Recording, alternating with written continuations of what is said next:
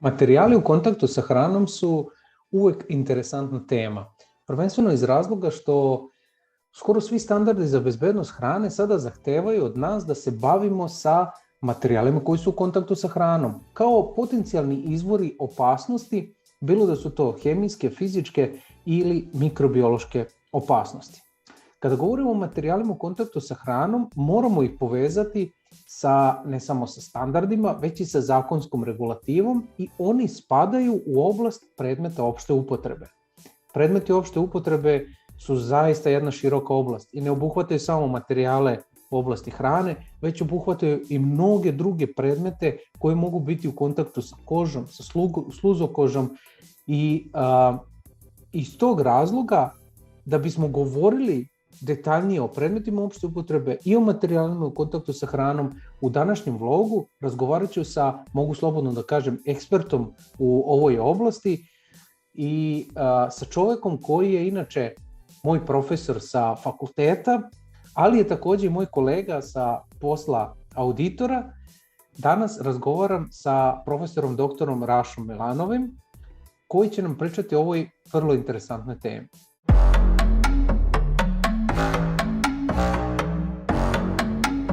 Dobar dan, profesore, i dobrodošli u današnji vlog. Ovo je prvi vlog u Srbiji i u regionu koji se bavi sistema bezbednosti hrane, ali vi već to znate iz naših prethodnih susreta i razgovora. Dobar dan, znam neke detalje, ne baš potpuno, ali drago mi u svakom slučaju svaki oblik saradnje sa tobom. Gledajte ovako, pošto mi već i bili ste mi profesor na fakultetu i sarađujemo već dosta onako dugo i kroz naš posao, ja ću sa vama biti onako potpuno opušten i volio bih da tako i razgovaramo i da sam razgovor današnji teče sasvim onako u jednom opuštenom maniru. Iz tog razloga što znam da ste vi, mogu slobodno da kažem, ekspert u ovoj oblasti kada govorimo o predmetima opšte upotrebe i neko ko na vrlo jedan praktičan i mogu da kažem jednostavan način može da upozna sve one slušaoce i gledaoce sa predmetima opšte upotrebe, ali ponajviše sa našom oblasti koja je ovde bitna i o kojoj razgovaramo, to su materijali u kontaktu upravo sa hranom.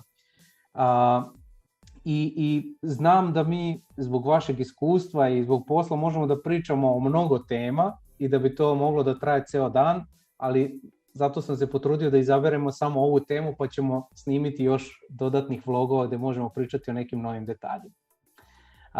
Eto, za sam početak, ja znam mnogo o vama, ali bih voleo čisto da ukratko kažete nešto o sebi, o vašoj poziciji, gde ste zaposleni i onda posle toga možemo da pričamo uopšte dalje o predmetima opšte upotrebe. Vlado, drago mi je pre svega da imam prilike da na ovom planu sarađujem sa tobom. Zaista se znamo dugo, bio si moj student i to je jedan od mojih boljih studenta.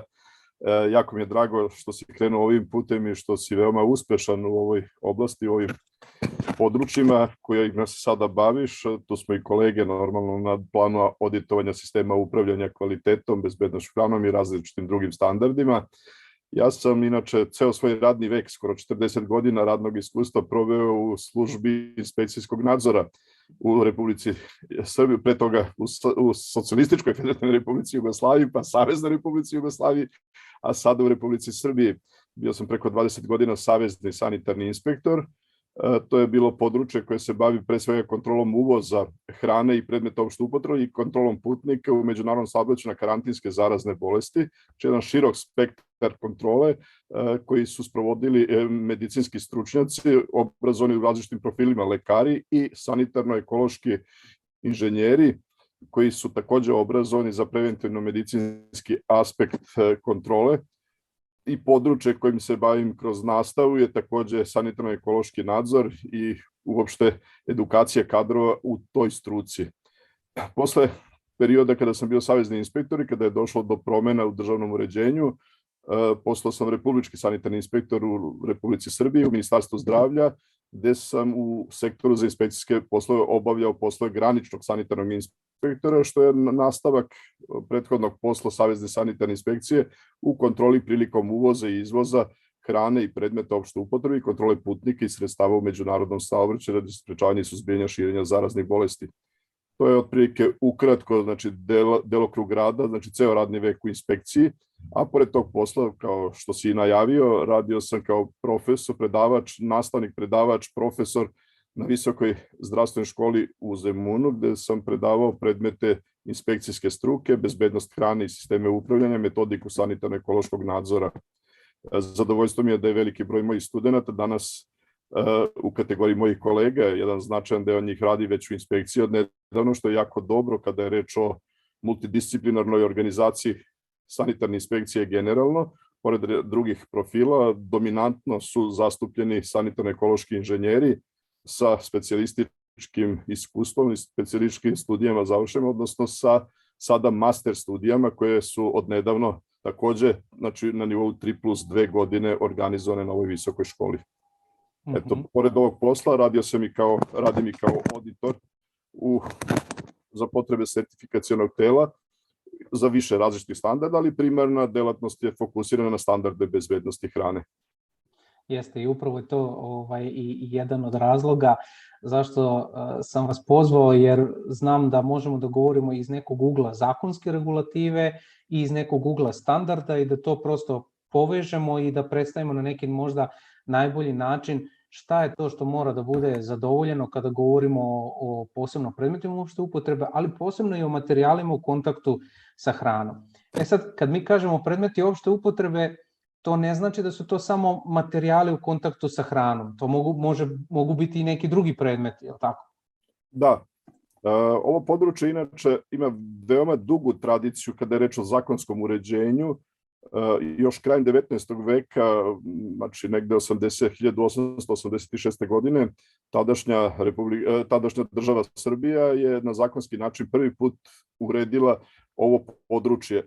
Bili smo 4. zemlja u Evropi koja je donela za to vreme modern zakon koji se bavi između ostalog i predmetima opšte upotrebe, a u tom smislu i materijalima u kontaktu sa hranom. Normalno, terminologija je bila nešto drugačija. Sam zakon se inače zvao Zakon o hrani za život i nekim predmetima opšte upotrebe. Donet je u vreme kralja Milana IV. Obrenovića i dugo je bio na snazi, skoro 40 godina. Zamenjen je novim zakonom, za to vreme malo osavremenjenim, 1931. godine ukazom kralja Aleksandra donet je pod sličnim nazivom novi zakon koji je trajao sve do završetka Drugog svetskog rata i 1948. godine u vreme Federativne narodne republike Jugoslavije donet je po treći put zakon iz ovog područja i to kao zakon o zdravstvenoj ispravnosti životnih namirnica i zakon o zdravstvenoj ispravnosti predmeta opšte upotrebe. Sa nekoliko izmena kasnije i dan danas je on na snazi, sada već harmonizovan sa propisima Evropske unije, ali po sličnim nazivom. Sada su zakon o hrani i zakon o predmetima opšte upotrebe razdvojeni. Pa imamo zakon o bezbednosti hrane od 2009. godine, a od 2019. godine imamo zakon o predmetima opšte upotrebe koji uređuje široku oblast. U Evropi se to područje najčešće susreće pod nazivom zakon o robi široke potrošnje i slično, uređen je kroz više različitih propisa. I za razliku od evropskog pristupa, kod nas je ova oblast objedinjena u zajedničkom zakonu kada je reč o osnovnim zakonskim principima, a zatim kroz pravilnike različite evropske uredbe i neka druga evropska dokumenta su definisana kroz konkretne pravilnike, posebno za materijale u kontaktu sa hranom, posebno za dečije igračke, posebno za kozmetiku i tako dalje. Pošto sam već pomenuo ovu oblast, znači i neke grupe predmeta opšte upotrebe, mislim da bi bilo celishodno da kažemo šta su u stvari predmeti opšte upotrebe. Ne postoji jedna jedinstvena definicija. Znači, generalno u članu 4 zakona o predmetima opšte upotrebe definisano je da se pod predmetima opšte upotrebe u smislu samog zakona podrazumevaju materijali i predmeti u kontaktu sa hranom, uključujući i proizvode namenjene odojčadi i deci mlađoj od 3 godine za olakšavanje hranjenja i sisanja, umirivanja i spavanja i ambalaža za hranu. Zatim, to je jedna vrlo široka grupa, vrlo široko područje uređeno u Evropskoj uniji, kao što je poznato, uredbom 1935 iz 2004. godine, koja je potpuno sada u fazi preuzimanja u naše nacionalno zakonodavstvo. Taj pravilnik još uvijek nije zvanično usvojen, na njemu se intenzivno radi, postoji radna grupa u Republici Srbiji pri Ministarstvu zdravlja koja radi na uređenju ove oblasti, još uvijek su u primjeni stari pravilnici sa izmenama i dopunama iz 90. godina, ali vrlo brzo će, znači možda do sredine godine, biti usvojeni ovaj pravilnik i u potpunosti biti u primjeni, znači sa potpunim pristupom i uređenjem kako je to uređeno u Evropskoj uniji. Nebitne su razlike u suštini, postoje određene novine, postoje neke stvari, ali mi već dugi niz godina ove materijale kontrolišemo poprilično slično kao što se to radi i u Evropskoj uniji. Postoje određeno odstupanje u nekim normativnim zahtevima vezani za konkretne neke parametre, ali se to prevazilazi i sada imamo čak i sa šireg pravnog aspekta mogućnost da neposredno primjenimo određene odredbe iz evropskog propisa. No, pratimo dalje šta su sve predmeti opšte upotrebe. Pored navedenih materijala u kontaktu sa hranom, food contact materijala, to su igračke, znači pre svega misli se na dečje igračke, normalno postoje, kad kažem misli se na dečje igračke, neko će se pitati a šta su to još igračke? Pa postoje kategorija igračaka za odrasle, recimo hobističke igračke, razni onim olovni vojnici, neki drugi uređaji, makete aviona i sličnih proizvoda. Da, ali oni su prvenstveno iz razloga tog što je na neki način mi smo ili deca su u kontaktu sa tim igračkama, da li preko kože ili ne znam putem usta ili šta god, na primjer maske neke ili šta god, sve su to u stvari u kontaktu nekom je sa delovima tela. Apsolutno, mislim, igračke su predmet interesovanja baš zbog toga što mogu sa bezbednosnog aspekta da ugroze život i zdravlje populacije koji su namenjene, a to su deca. Detetom se smatra uzrast od rođenja do 14. godine života. Ranije skoro do 18. godine, međutim u skladu sa evropskim propisima to je ograničeno sada na 14 godina, pa opet neke igračke su namenjene odojčadi, neke su namenjene maloj deci, a neke deci starijeg uzrasta, ali sve do 14 godina smatra se, ako je taj predmet namenjen toj populaciji, smatra se igračkom ukoliko ima takve karakteristike. Zatim, pod predmetima opšte upotrebe podrazumemo kozmetičke proizvode, zatim materijali i predmeti koji pri upotrebi dolaze u neposredan kontakt sa kožom, odnosno sluzokožom, bilo da se narušava ili ne narušava njihov integritet. Znači, je bitno da se naglasi zato što se određene vrste takvih predmeta koriste na način da dolazi do narušavanja integriteta kože. Naprimjer, karakterističan primjer u tom smislu je piercing. Piercinga, zatim određeni vidovi bižuterije, znači bižuterija ne spada klasičan nakit od plemenitih metala, već se radi od nekih drugih materijala kao što su tekstil, metal, drvo, plastika, staklo i tako dalje, pa se ta kategorija proizvoda smatra materijalima i predmetima koji dolaze u kontakt sa kožom i sluzokožom i u tom smislu je takođe u proceduri izrada pravilnika. Prethodno pomenute dve grupe, igračke i kozmetički proizvodi, su već uređeni bližim podzakonskim propisom, odnosno pravilnikom o dečjim igračkama i pravilnikom o kozmetičkim proizvodima. Znači, ti propisi su apsolutno sada harmonizovani sa Evropskom unijom, ažuriraju se, prati i usaglašavaju, znači, sa svim promenama koje nastaju u Evropskoj uniji. Peta grupa predmeta opšte upotrebe su detergenti, biocidi i druga sredstva za opštu upotrebu i održavanje higijene. To moram malo da pojasnim iz prostog razloga što su detergenti, biocidi i druga sredstva iz kategorije hemikalija i biocidnih proizvoda uređeni i posebnim zakonom, to je zakon o hemikalijama i zakon o biocidnim proizvodima. Iz te kategorije proizvoda, detergenti, biocidi i druga sredstva za opštu upotrebu i održavanje higijene izuzeti su i svrstani su u predmete opšte upotrebe, pored činjenice da su i u grupi hemikalija i biocidnih proizvoda, oni detergenti i oni biocidni proizvodi koji se najčešće koriste u domaćinstvu. Jer su posledice nepravilne upotrebe, nepravilnog tumačenja, informacija, instrukcija i tako dalje datih od strane proizvođača česte u tim uslovima, posebno u domaćinstvu, kada se neprofesionalno rukuje takvim proizvodima i smatralo se da ipak njih treba posebno posmatrati i kontrolisati i sa aspekta kategorije kao predmeta opšte upotrebe, jer se zaista jako mnogo koriste i jako mnogo su zastupljeni za upotrebu u domaćinstvu. Ako govorimo o uopšte, znači kako prolazimo kroz predmete opšte upotrebe, uglavnom se vidi da je tu neka konekcija ili može da dođe do nekih migracija na hranu ili može da dođe do nekih opet štetnih efekata po kožu, sluzokožu i tako dalje. Na pamet mi padaju ulja i maziva koje se koriste, na primjer, u proizvodnji. Da li ona isto idu u grupu predmeta opšte upotrebe, pošto mogu da budu na nekoj biljnoj bazi ili šta već, ili one su pod nekim drugim pravilnicima zakonsko regulativom? Ako govorimo o uljima i mazivima u smislu tehničko-hemijskih sredstava koja se koriste pod nazivanje opreme u industriji hrane, recimo, ili u nekoj drugoj vrsti industrije koja opet proizvodi iz kategorije, recimo, predmeta opšte upotrebe, to spada u hemikalije. Te vrste, ti proizvodi nisu predmet opšte upotrebe u užem smislu te reči, nego se tretiraju kao hemikalije i po tom osnovu one moraju da budu posebno obeležene, posebno označene.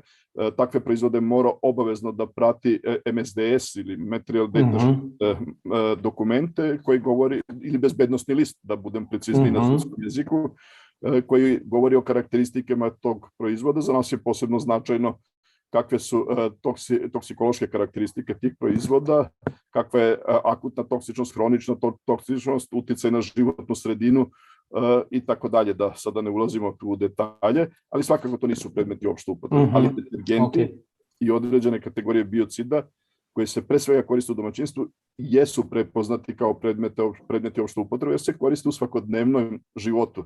Znači, bez toga se koriste. Zato su i pored činjenice da su obrađeni u zakonu o hemikalijama, da te proizvode i neki drugi propisi takođe pokrivaju, i podzakonski propisi, oni su svrstani i u predmete opšte upotrebe.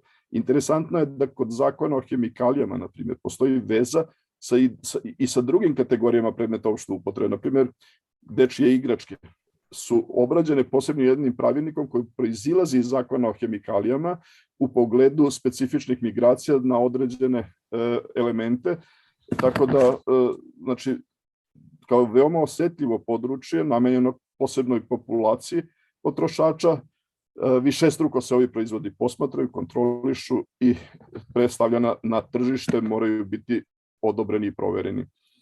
I na kraju imamo šestu kategoriju ili grupu predmeta opšte upotrebe, to su duvanski proizvodi, pribor za duvanskih proizvoda, elektronska cigareta i drugi sistemi za inhaliranje pare sa ili bez nikotina.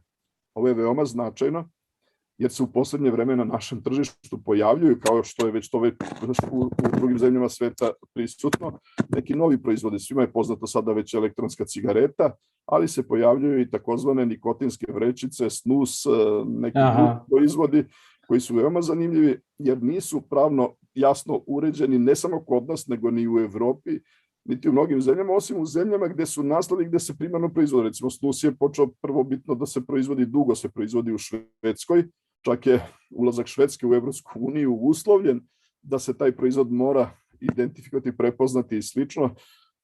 To je jedno vrlo onako kompleksno pravno pitanje, ali kod nas to još uvek nije uređeno i postoje problemi. Pokušaji da se uvezu i nađu na našem tržištu su na neki način za sada zaustavljeni, dok se ne zauzme generalni stav i dok se to u Evropskoj uniji ne precizira i jasnije uredi, kada ćemo i mi verovatno učiti. Na tržištu se možda i može naći takav proizvod, ali on nije rezultat regularnog procesa uvoza, tako da je tako kažem, alternativne tokove nekada teško kontrolisati. Nije sve što se nalazi na tržištu inspekcijskog nadzora.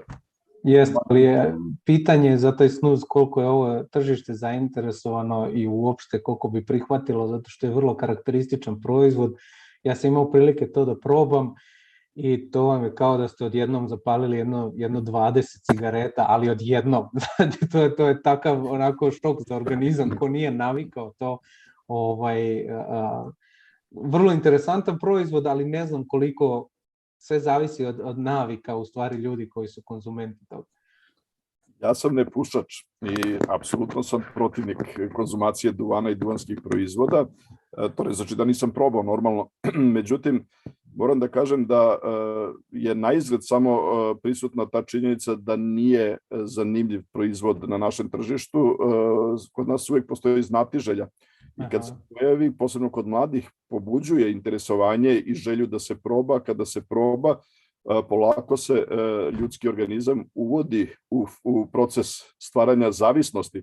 Ovde je problem što ti proizvodi sadrže nikotin, bilo prirodnog, bilo sintetičkog porekla, najčešće sintetičkog porekla, a konzumacijom i inhalacijom, udisanjem ili gutanjem, nije bitno, nikotina stvara se vremenom i to u relativno kratkom periodu ozbiljna zavisnost koja opet usmerava tu kategoriju potrošača ka duvanu. Ja ne bih sada da dajem neke kolosalne izjave u tom smislu da je ovo ideja i izum duvanske industrije i tako dalje. Znači, duvan se konzumira hiljadama godina, nije to ništa novo, ali u svakom slučaju težnja je da se konzumacija duvana svede u kontrolisane okvire, da se sa tendencijom smanjivanja, jer su posledice konzumacije duvana i sličnih proizvoda zaista velike. Često se kod te grupe proizvoda postavlja pitanje, pa šta tu kontroliše Ministarstvo zdravlja, sanitarna inspekcija, kada već osnov kontrole je fokusiran na sprečavanje štetnog uticaja duvanskog dima. A šta sada mi kontrolišemo u duvanu koji je namenjen tržištu kao proizvod? Pa, tačno je, sam duvan po sebi kao botanička vrsta sadrži više stotina različitih komponenti koje su jako štetne po ljudski organizam i koje su i toksične i mogu da izazovu različite promjene. Znamo koje su sve posljedice dugotrajne upotrebe duvana, ali kao i svi drugi proizvodi biljnog porekla.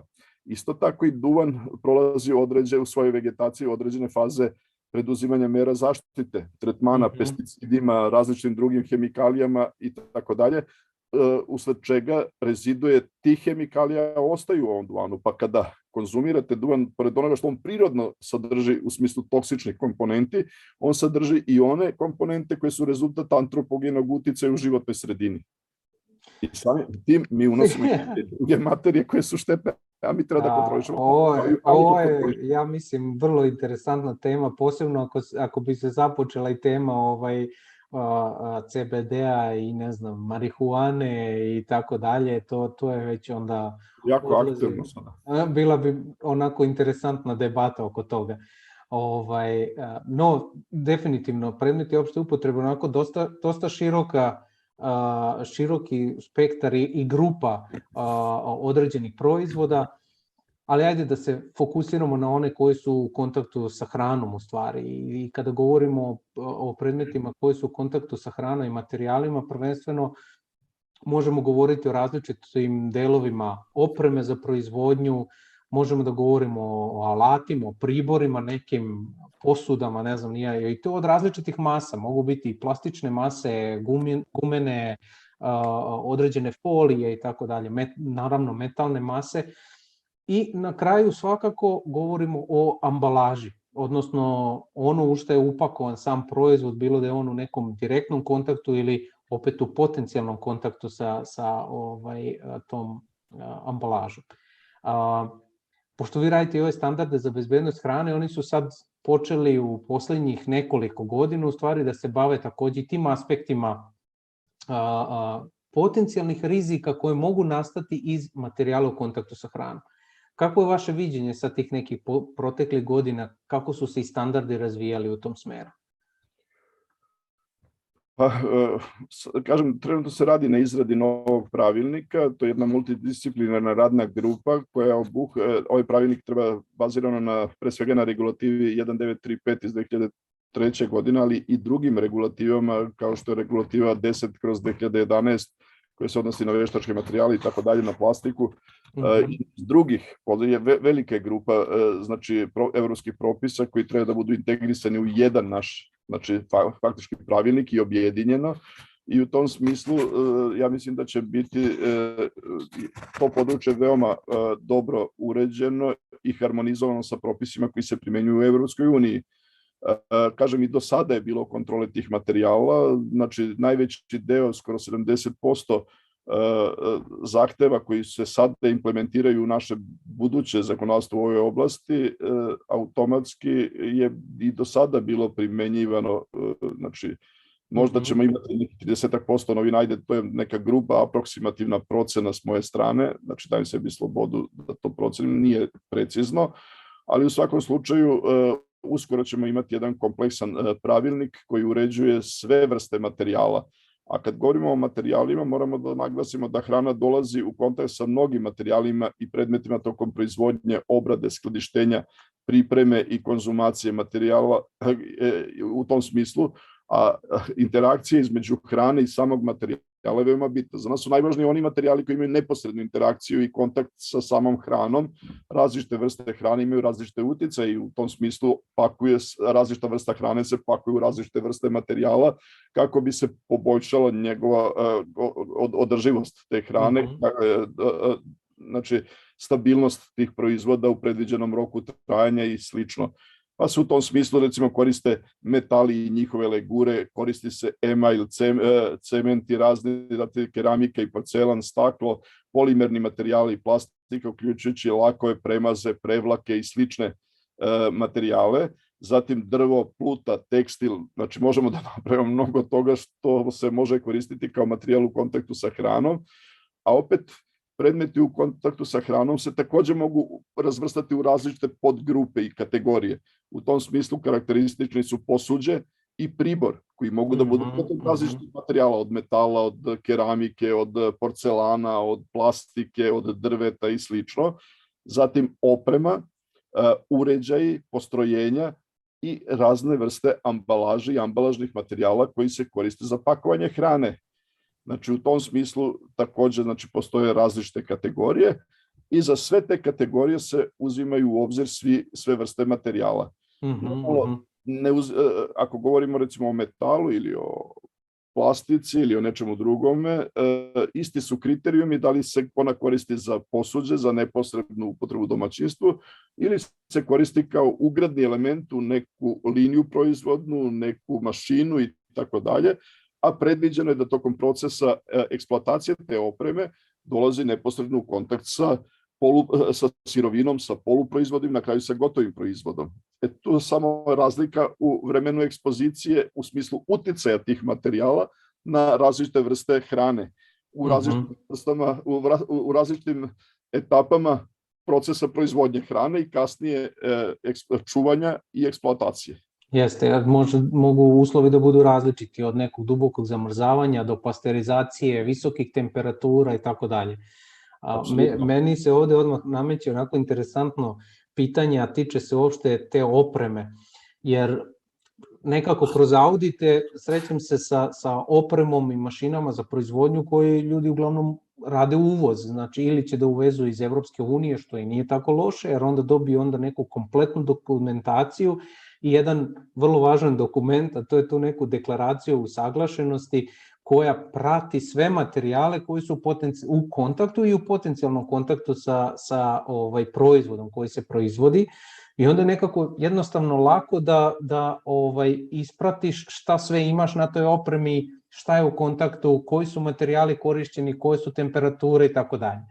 Nekada tokom audita naletim na opremu koja je proizvedena u Srbiji i to je neka domaća proizvodnja, mala privreda što bi se reklo i oni nemaju jednostavno prateću dokumentaciju, eventualno imaju prateću dokumentaciju za neke inox materijale koje su oni uvezli pa su posle prepakovali u neke duplikatore i tako dalje, ali suštinski za većinu tih imaš jednostavno laboratorijsku analizu da su oni to uradili prema važećem zakonu i pravilnicima koji se tiču predmeta opšte upotrebe, ali ti suštinski nemaš nikakvu deklaraciju usaglašenosti, nemaš nikakve detalje u vezi tih materijala i to mislim da može predstavljati određenu problematiku u daljoj nekoj analizi određenih opasnosti. Ovo je interesantno pitanje i priča o deklaraciji ili izjavi o usaglašenosti u tom smislu i sadržajnim delovima takvog jednog dokumenta možemo posebno da govorimo, jer to je dosta kompleksna tema. Činjenica je da do sada u našem prethodno važećem zakonodavstvu iz ove oblasti nije bilo predviđeno da postoji deklaracija usaglašenosti kada je reč o materijalima u kontaktu sa hranom, ali novim zakonom o predmetima opšte upotrebe iz 2019. godine, Službeni glasnik Republike Srbije broj 25 iz 2019. godine, ta deklaracija je jasno definisana, predviđena i ona je obavezna i kada je reč o uvozu materijala u kontaktu sa hranom, a to se ne odnosi samo na opremu i na mašine, to se odnosi i na druge predmete, i na posuđe, i na pribor i slično. Tako da sama deklaracija usaglašenosti je jedan oblik izjave proizvođača da je on proizveo proizvod i da je isti usaglašen sa svim relevantnim propisima koji se odnose na tu kategoriju proizvoda, na materijale ugrađene u taj proizvod i karakteristike tih materijala, znači mora da se navedu sve, pored bezbednosnog aspekta, znači pozivanje na uredbe, na direktive i na razne druge propise. Tu su navedene i propisi koji se odnose na, ako je mašina kao pogon koristi električnu energiju, znači usaglašenost u smislu električne sigurnosti i tako dalje, znači i bezbednosti u tom smislu, takođe mora da bude pokriveno određenom deklaracijom i sertifikatima, a kada je reč o samoj bezbednosti, sa aspekta bezbednosti hrane i uticaja na bezbednost hrane od strane materijala u kontaktu sa hranom, moramo da naglasimo da je sastavni deo ovog dokumenta takozvani migracioni test. Znači, to je jedan analitički izveštaj kojim se potvrđuje da specifične migracije u interakciji samog materijala u kontaktu sa hranom ne prelaze definisane granice limita i u tom smislu nemaju uticaj na sastav prehrambenog proizvoda koji dolazi u kontakt sa tim materijalom i da je taj proizvod generalno bezbedan jer su uticaji od strane materijala i sadržaj koji već prirodno postoje u proizvodu u takvoj korelaciji međusobno da ne prelaze granice limita i predviđene toksikološke okvire, tako da se na taj način potvrđuje bezbednost tih materijala i proizvođač daje garancije da neće imati negativan uticaj na zdravlje potrošača. Taj dokument treba da prati pošiljke i u domaćoj proizvodnji i prilikom uvoza.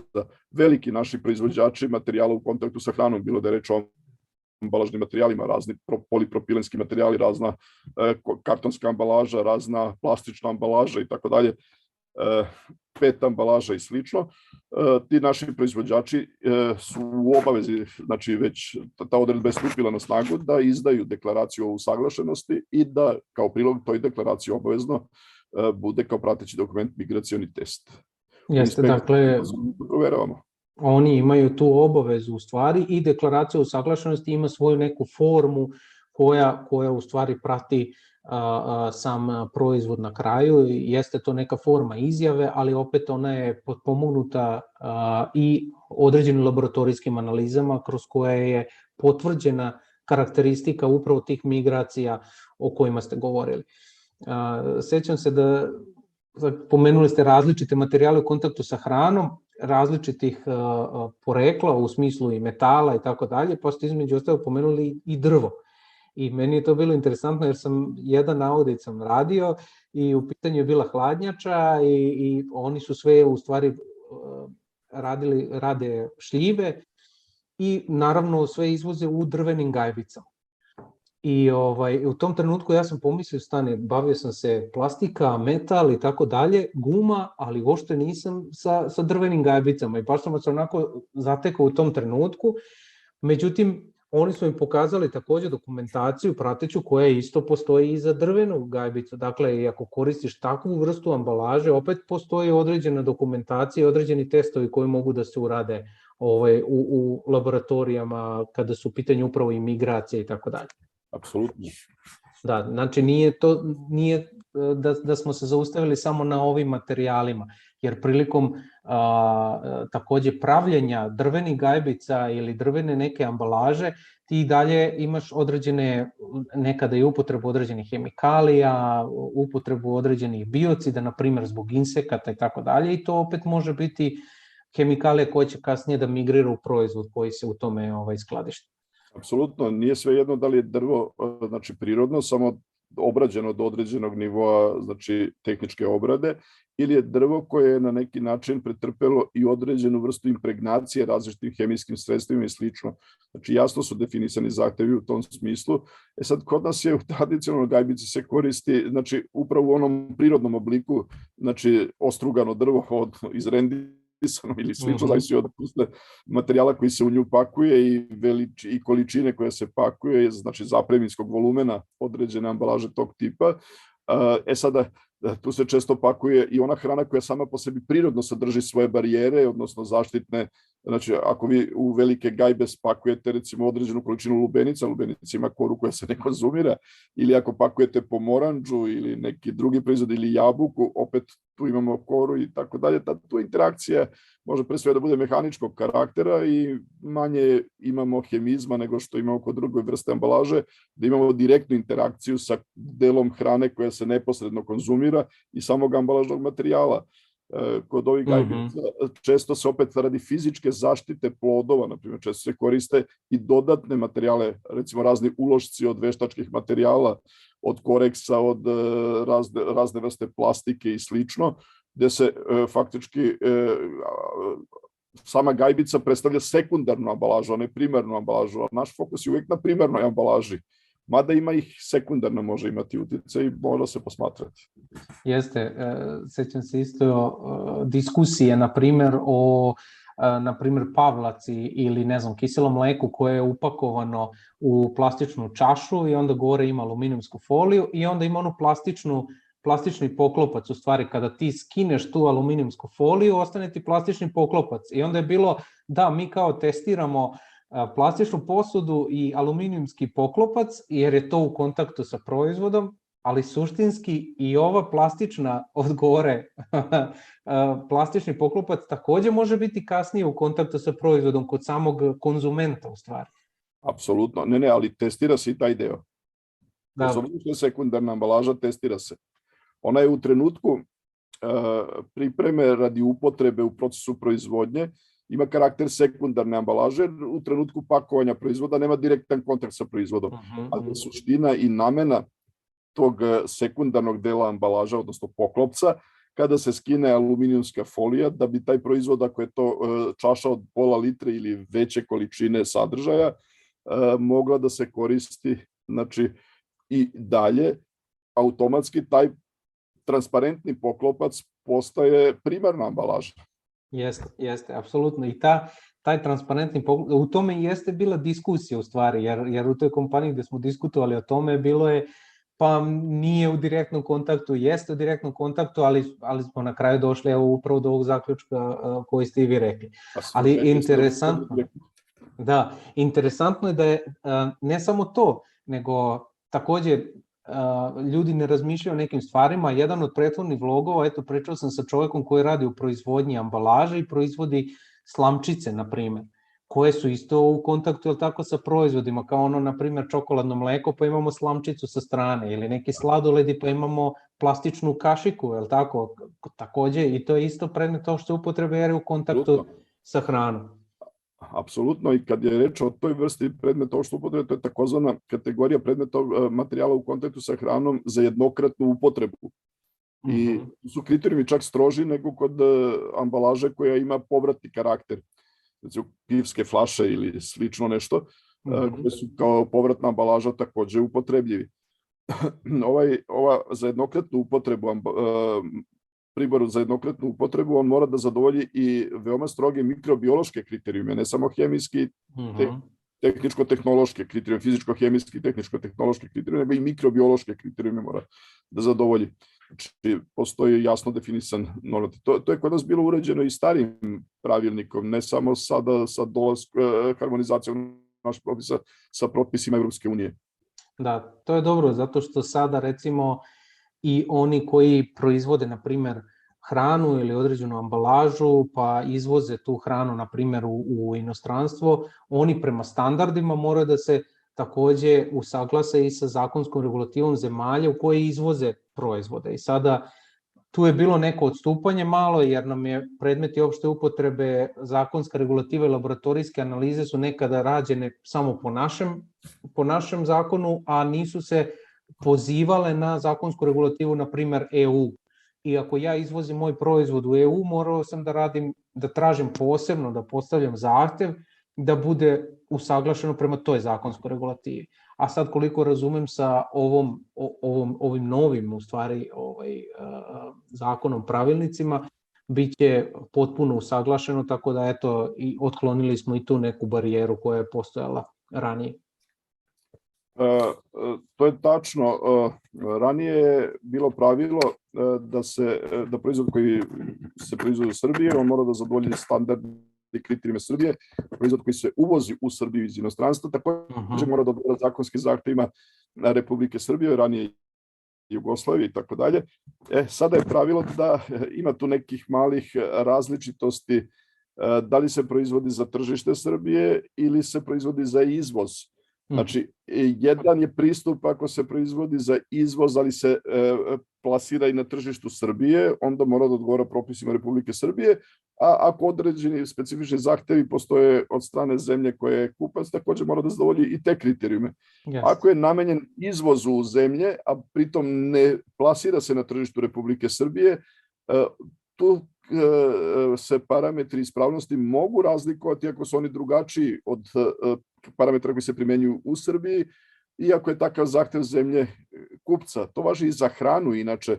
Znači, mi možemo za poznatog kupca da proizvodimo proizvode koji neće odgovarati zahtevima za tržište Srbije, ali će odgovarati zahtevima za tržište zemlje kupca koji je naručio tu robu kod naših proizvođača. Tako je.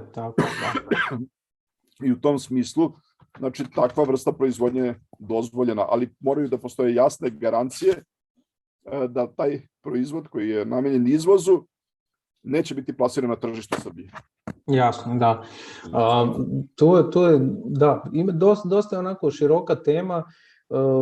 Pomenuli smo i proizvodnju, odnosno mašine, opreme i tako dalje. I u redu kada mi nabavljamo mašine koje su možda i polovne, ali imaju prateću dokumentaciju, i u redu je možda kada kupujemo tu opremu novu, naravno, pa prateća dokumentacija tu, ali često sada standardi za bezbednost hrane traže od nas da mi tokom, na primjer, audita preispitamo materijale koji su u kontaktu sa hranom, u smislu da vidimo šta se to nalazi u proizvodnji, i često ćemo naleteti na određene tankove, pa čak i cisterne, transportne cisterne, na primjer za sirovo mleko ili šta god, koje su dosta stare i ti suštinski nemaš neku tehničku dokumentaciju koja prati to, jer to napravljena cisterna pre 30 godina i dalje je funkcionalna, ili neki tank koji je dalje funkcionalan.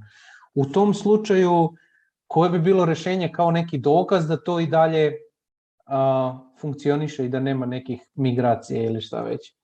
A pošto se sam proizvod, kad kažem proizvod, mislim na hranu pre svega, permanentno kontroliše kroz takozvanu prijemnu, procesnu, završnu kontrolu i tako dalje. Postoji neki istorijat kontrole, postoje određeni podaci koji se čuvaju u određenom roku, znači najmanje 50% vremena nakon isteka roka trajanja konkretne serije i grupe proizvoda. Pa sad analizom tih karakteristika proizvoda u smislu mikrobiološke ispravnosti, fizičko-hemijskih karakteristika, a posebno toksikoloških karakteristika u smislu specifičnih migracija na teške metale, rezidue, pesticide i tako dalje, pre svega teške metale, niskomolekularna organska jedinjenja, kada je reč o plastičnim materijalima i tako dalje, imamo cisterne koje su izrađene od veštačkih materijala, ne samo od metala i od inoksa i tako dalje. Ako nije bilo odstupanja u samom proizvodu, logično je zaključiti, znači prosto zdravorazumski, iskustveno, da taj sud, ako se higijenski održava, nije imao i ne može imati uticaja.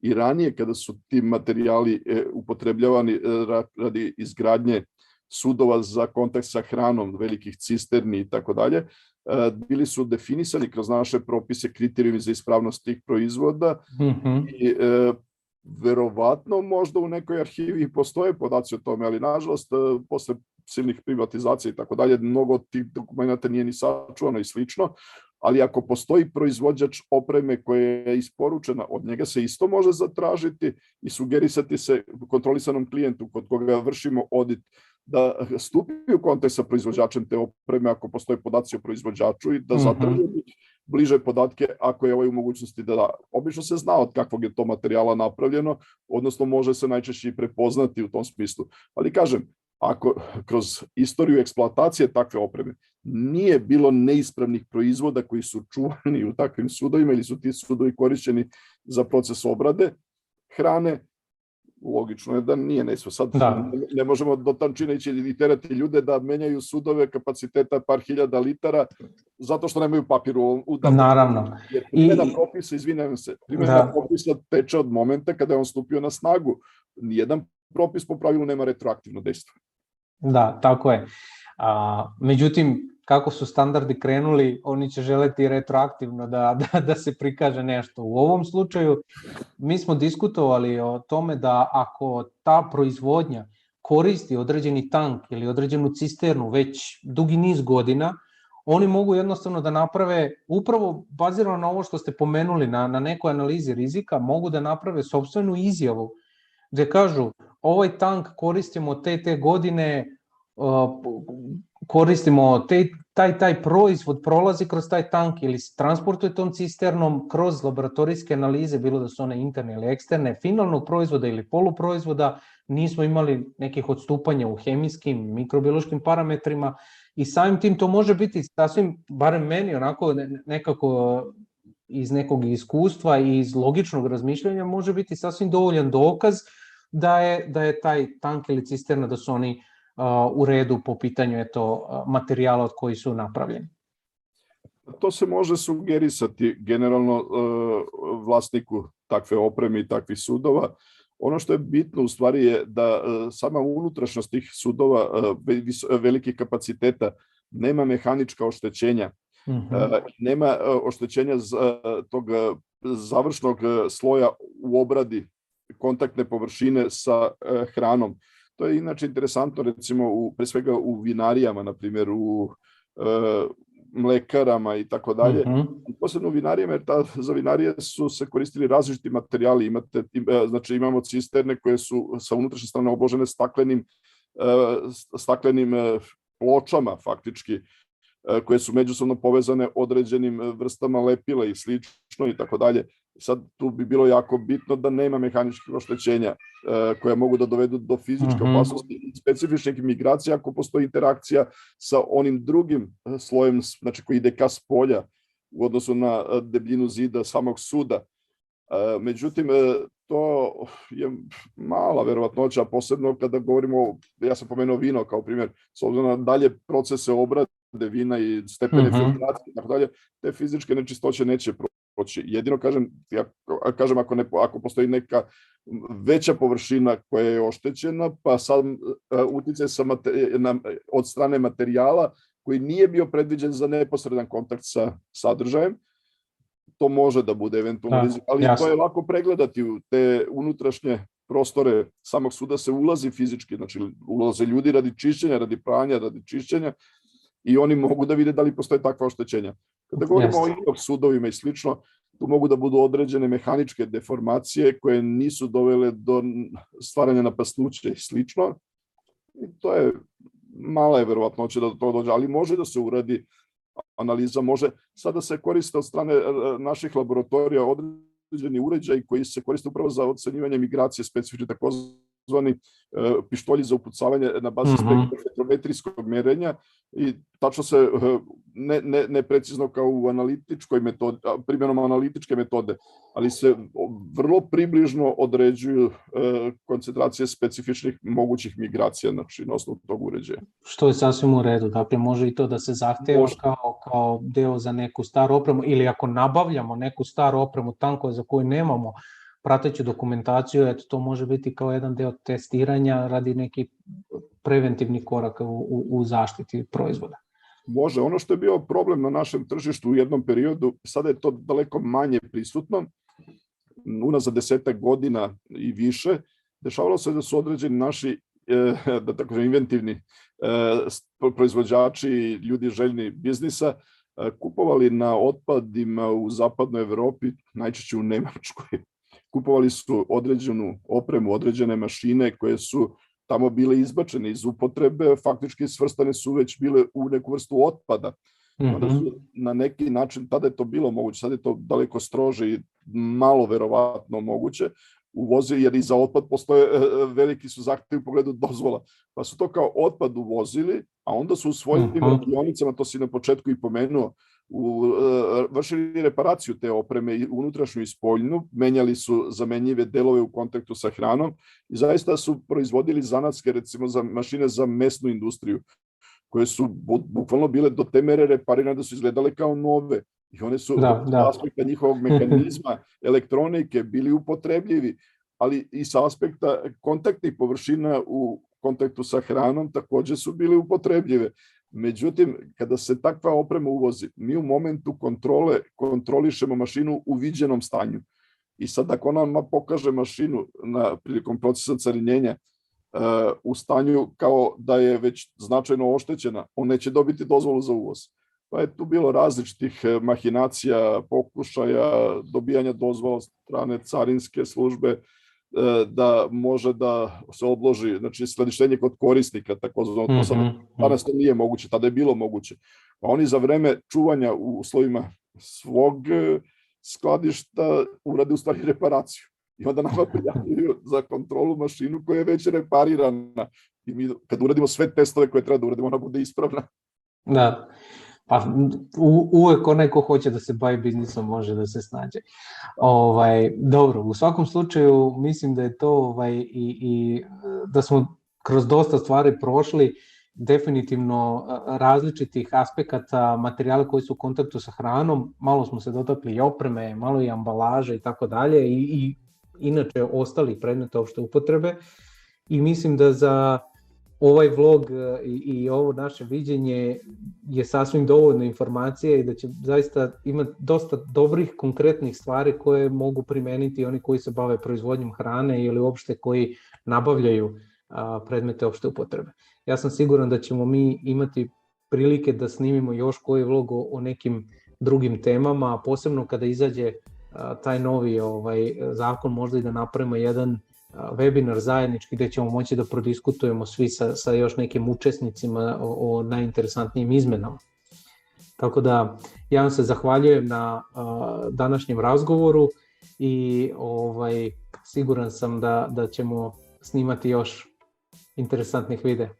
Vlado, i ja se zahvaljujem, bilo mi je veliko zadovoljstvo zaista, znači imao sam baš ovako inspiraciju na osnovu pitanja koja se mi postavlja i koja su visoko profesionalno postavljena, imao sam veliko zadovoljstvo da odgovaram na ta pitanja, da li sam uspeo u odgovorima da zadovoljim interesovanje slušalaca ovog bloga u buduće. U svakom slučaju otvorili smo jednu interesantnu, vrlo kompleksnu temu, pa ukoliko postoji interes od strane slušalaca ovog bloga, mi možemo da uđemo i u detaljniju elaboraciju ove teme, znači po konkretnim pitanjima, tako da sam ja spreman na sve oblike saradnje kada si ti u pitanju. Znam da to radiš vrlo profesionalno i veliko mi je bilo zadovoljstvo. Hvala još jednom. Za one koji gledaju ostaje da malo lajkuju, subscribe-uju, da mogu da dobiju informacije o ovakvim vlogovima. Do sledećeg vloga, ja vas sve pozdravljam. Hvala Vlado i tebi i slušalcima bloga.